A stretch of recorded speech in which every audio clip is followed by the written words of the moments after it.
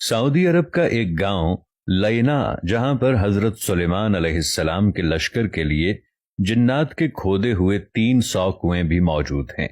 ان میں سے بیشتر اگرچہ ناکارہ ہو چکے ہیں، مگر 20 کنووں سے اب بھی لوگ میٹھا پانی حاصل کرتے ہیں۔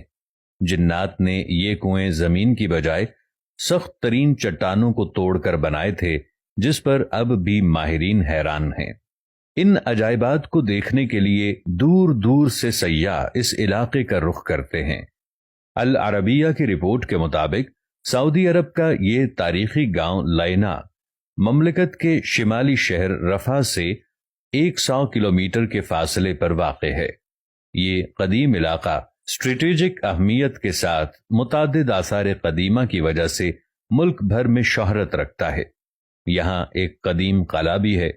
پرانے زمانے میں بیت المقدس اور یمن کے مابین پیدل سفر کا مشہور راستہ اسی گاؤں سے گزرتا تھا۔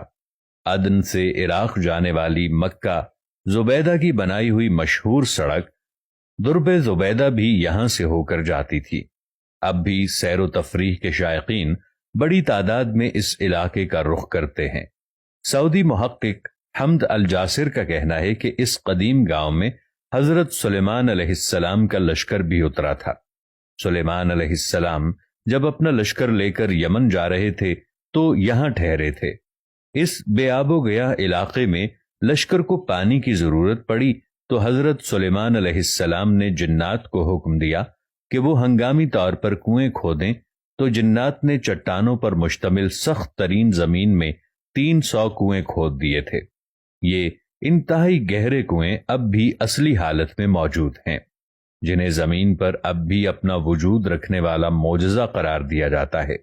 جنات نے چٹانوں کو کاٹنے کے لیے ڈرل مشین کی طرح کوئی آلہ استعمال کیا تھا، جس کے نشانات اب بھی کنووں کے چاروں اطراف واضح طور پر دیکھے جا سکتے ہیں۔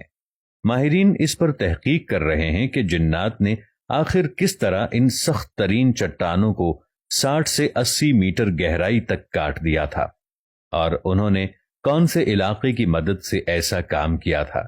اگرچہ ان 300 میں سے اس وقت صرف 20 کنویں ہی کارآمد رہ گئے ہیں، تاہم سارے کنووں کے نشانات اب بھی یہاں موجود ہیں۔ ان کنووں کو دیکھنے والا ہر شخص حیرت زدہ ہو کر رہ جاتا ہے۔ تاریخی روایات کے مطابق جب حضرت سلیمان علیہ السلام اپنے لاؤ لشکر سمیت یمن جا رہے تھے تو وہ یہاں دوپہر کے کھانے کے لیے اترے تھے۔ لشکر میں جنات کی فوج بھی شامل تھی۔ جب لوگ پیاسے ہوئے تو حضرت سلیمان علیہ السلام نے جنات کی فوج کے کمانڈر سبتر کی طرف دیکھا تو وہ ہنس رہا تھا۔ حضرت سلیمان علیہ السلام نے اس سے ہنسنے کی وجہ پوچھی تو اس نے کہا کہ آپ لوگ پیاس سے تڑپ رہے ہیں، مگر میٹھا پانی آپ کے قدموں کے نیچے ہی ہے۔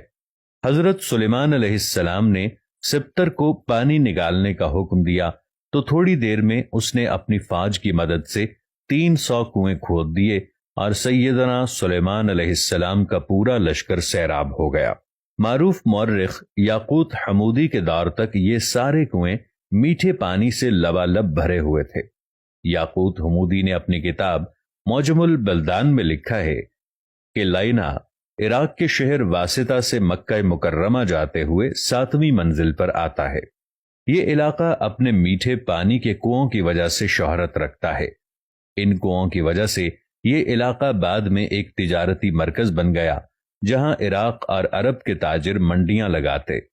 نجد سمیت سعودی عرب کے شمالی علاقوں کے لوگ یہاں آ کر خریداری کرتے۔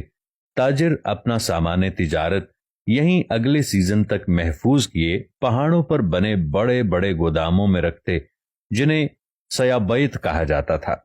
یہ گودام اب بھی وہاں موجود ہیں۔ علاوہ ازیں یہ علاقہ مختلف آثار قدیمہ کی وجہ سے بھی شہرت رکھتا ہے۔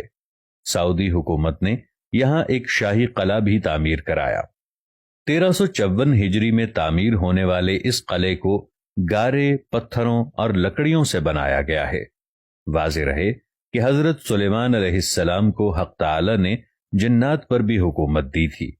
جنات نے ان کے حکم سے بیت المقدس کی تعمیر میں حصہ لیا تھا۔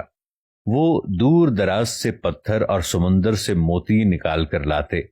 ان کی تعمیر کردہ عمارتیں اب بھی موجود ہیں۔ اس کے علاوہ بھی حضرت سلیمان علیہ السلام جنات سے بہت کام لیتے تھے، جس کا ذکر قرآن کریم میں واضح طور پر کیا گیا ہے۔